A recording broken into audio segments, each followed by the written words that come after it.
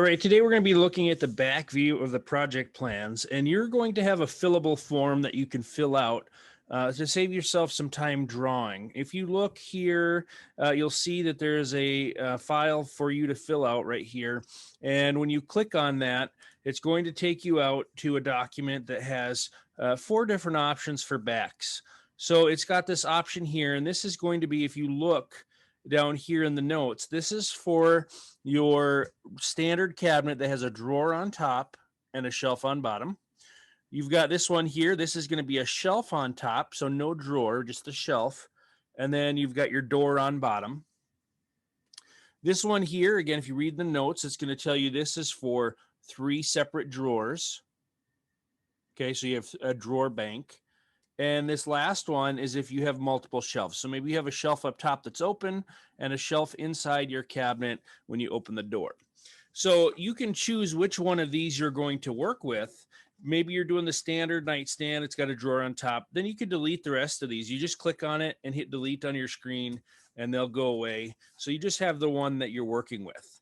Maybe it's a different one. That's fine. Then just pick the other ones and delete what you don't need. So if one of these 4 back views that's fillable does not work for you because you're drawing something or you're building something that's unique, maybe it's not covered by one of these plans. For example, maybe you have a center divider in here that isn't seen in one of these views, and you'll need to draw your own set of plans for the back view. You won't be able to use one of these fillable ones, but you'll actually have to draw out your back view yourself. Now at this point, we're going to look at filling out the nightstand with the drawer. There should be a link down here in the bottom for each one of these that gives us specific instructions on how to fill out each one of these.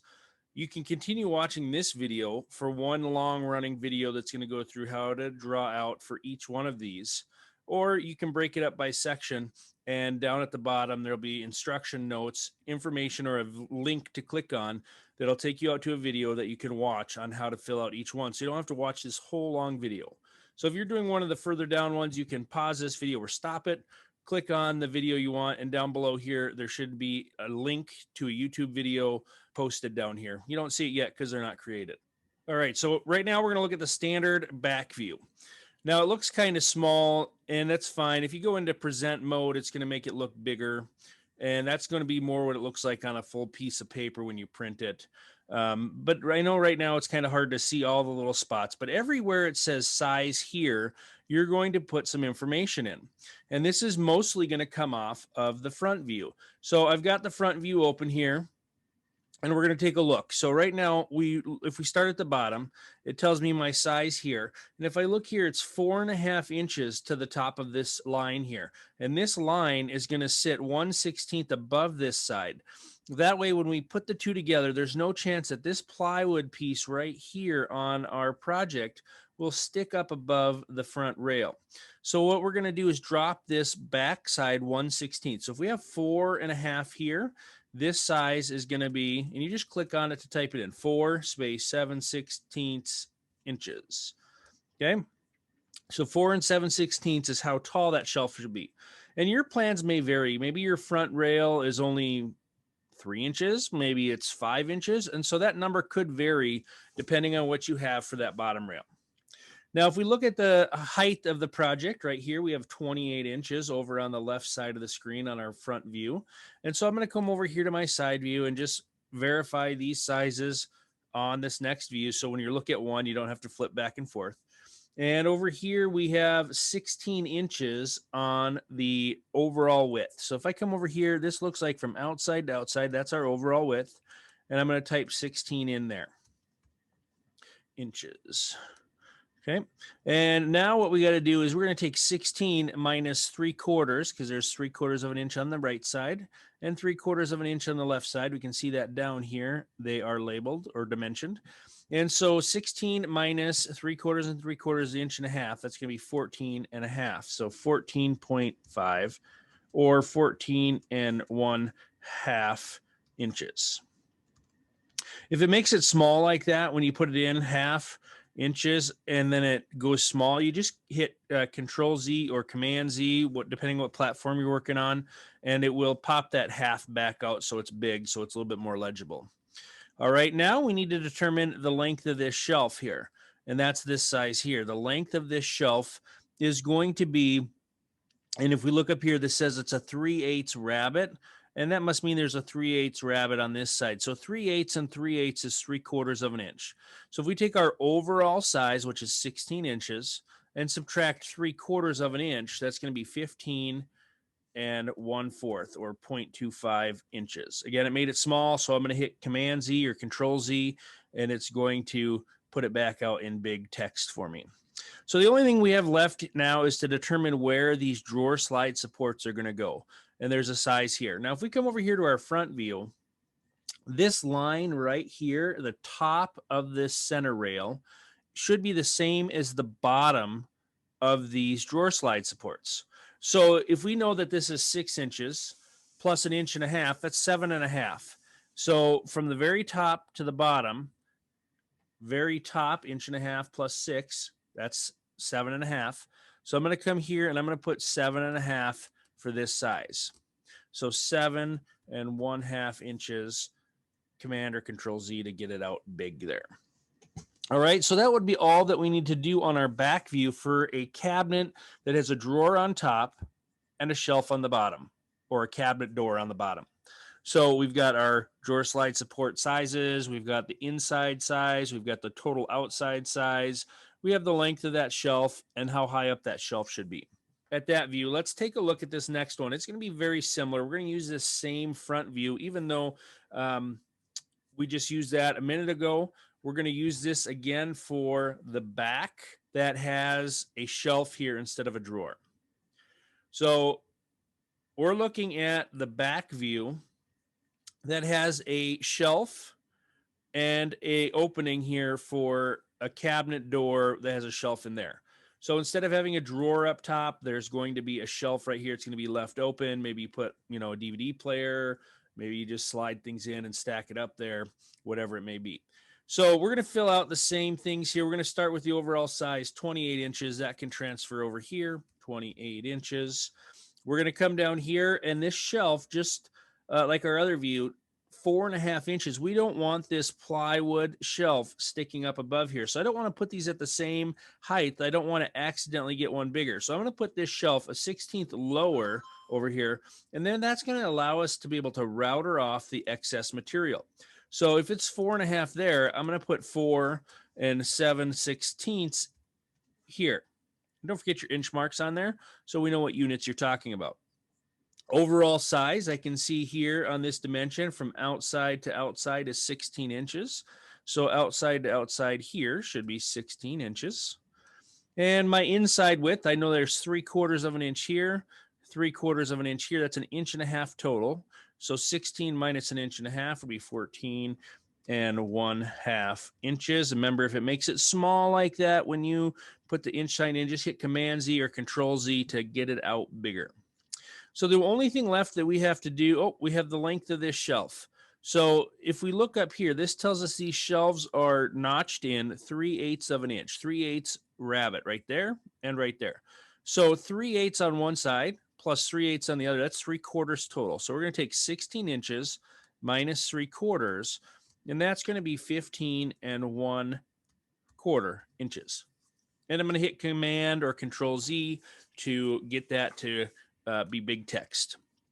The only thing left here is the height. And again, this shelf, we don't want it to stick up above this center rail over here. If we look over here, this center rail, we don't want any chance that that plywood could stick up. So we're going to drop it a 1/16 of an inch so that there's a small lip on there and we can router off that lip when we're done. So if we take in the top of this shelf, we're going to add a 1/16 of an inch. So we're going to take 6 inches for the opening plus 1.5 inches to get to the top of the cabinet. That's 7.5. So from here to this line would be 7.5, but we're going to drop it a 1/16. So this should be 7 9/16 inches for the height of that shelf when we lay it out and cut our dados in the board. So that would be it for the back view with the shelf. Okay, we're going to take a look at our back view with 3 drawers now. And if you take a look at the front views here, there could be 2 options for front views. We could have the front view that has the center rails in here. And so there's a center rail between each drawer. And that's going to allow for your 1/2 inch overlay around each opening. Or we could have an opening over here where it's just all open, and you're going to have a drawer here, a drawer here. That's what these little lines indicate, is where the drawers are going to come together. And right where that line is, there's going to be about an 1/8 inch gap, just a small enough gap so the two drawers can clear each other as they are passing by each other. And so either one would be sufficient for what you're doing. The option with the center rails, you're going to lose a little bit of space inside the cabinet. You're going to lose some space because, or inside the drawer. You could have bigger drawers. You can see here your openings are bigger without the center rail. If you want the center rail just because of the way it looks or things like that, that's fine. Not a big deal. It's going to add some strength to the cabinet. It's going to give some cross support where this one doesn't have it. But let's go back and take a look at our view here. Now, these two cabinets are the same size, so I can use these parameters. I'm going to go 28 inches tall, so I'm going to come right here and just type that in, 28 inches. My cabinet width down here at the bottom, and so that's 16 inches wide. 16 inches. And if I come in here, I'm going to put the size of my cabinet inside here. So that's going to be 16 minus 3/4 and 3/4, which is 1.5 inches. So it's going to be 14 1/2 inches. And Command Z or Control Z to get that text back to a larger size. And now we need to know the length of this shelf. And if we take a look up here, these are 3/8 rabbets. So here, here, here, and here, 3/8 inch rabbets. So we're going to take 3/8 on one side and 3/8 on the other. That's 3/4 total. So 16 minus 3/4 is 15 1/4 inches. And Command Z or Control Z to get that text bigger. And now we need to determine the heights of these drawer slide supports. And this is where it's going to be the same process for each one of these, but the difference might be what the distance is. So we'll take a look here at the one that has our center rails. So the process would be the same here. Your drawers are just going to almost touch each other. Here we're going to take our opening plus 1.5 inches. That's 7 3/4. So 7 3/4. And the bottom of this drawer slide support here is the same plane as this line is right here, or this line here, depending on which one you're doing. So whatever view you're doing, that line that you have there, the top of the center rail is going to be our spot. So that's where we're getting 7 3/4. But I'm going to make this the same as the front view. So this is going to be 7 3/4 inches. And there that is. Okay. Now we need to determine the next one down. Where is that drawer slide support going? So we're going to use this line here, or this one if you're using the one without the style or the center rails. So this one here is going to be 6 3/8 plus 1.5 inches plus that. I'm actually just going to pull another dimension. That's going to be the easiest way to get the right size rather than doing all that calculation. So I'm going to pull a dimension from there to there, and I'm just going to pull it off, and that's 15 5/8 from the very top to the top of that line. So we're going to come over here, and that'd be 15 5/8. So 15 and 5 divided by 8, enter. Okay, Control Z or Command Z to make that fraction bigger, and there that is. Now all we have left is the bottom one. So if we come here from the bottom, and this dimension is already here for us, 4.5 inches, okay, from the bottom. So we're going to come over here and we're going to just transfer that number to 4.5, 4.5 inches. Command Z to make that big, or Control Z.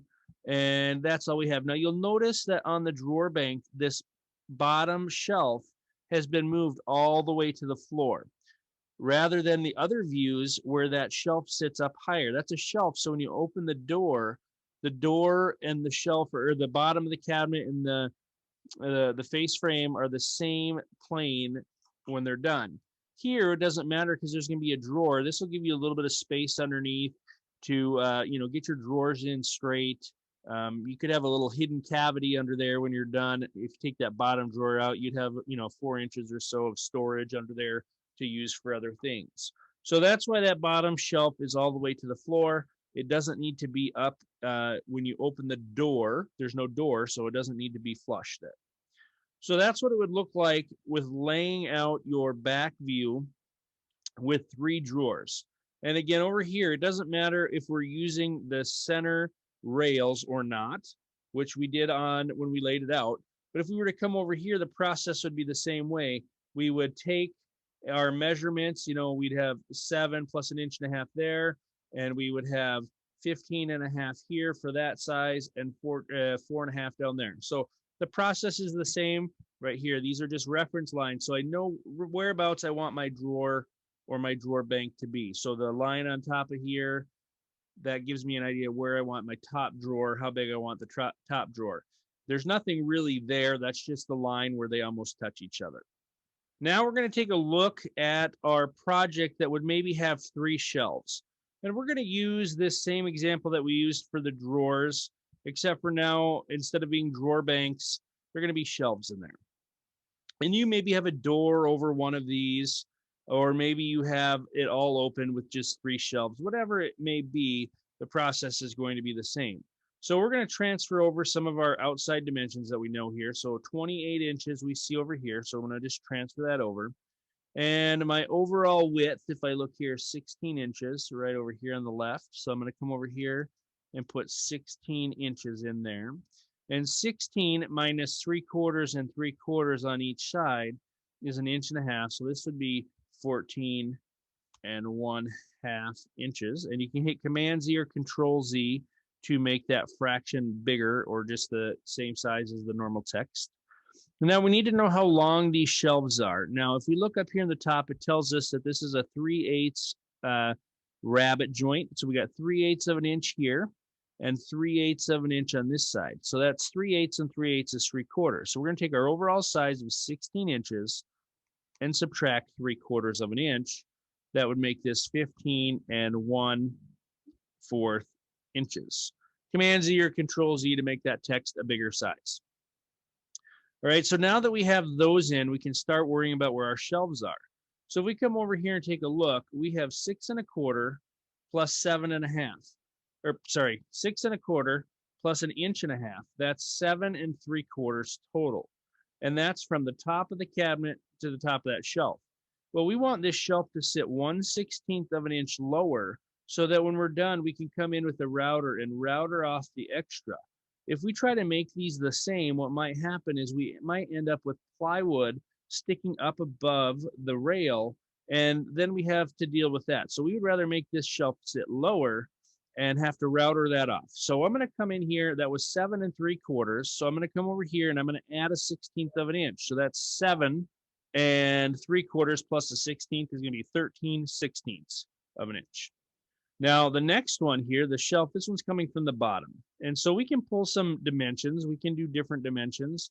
Now, I've got it from the top there, so maybe we need a new dimension from the floor to the top of that shelf.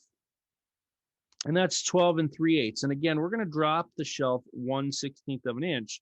So this size here should be 12 5/16. So was that 12? 12 5/16. So here is 12 5 divided by 16 inches. Now the bottom one's already labeled for us, 4.5 inches. Again, we're going to drop it 1/16 of an inch. So this size here should be 4 7/16, so that sits 1/16 of an inch lower than this line here, so we can router that off. So that would be the process for laying out your back view with 3 shelves. If you have any questions with any of these different views, please talk to your instructor and they will help get these answered for you.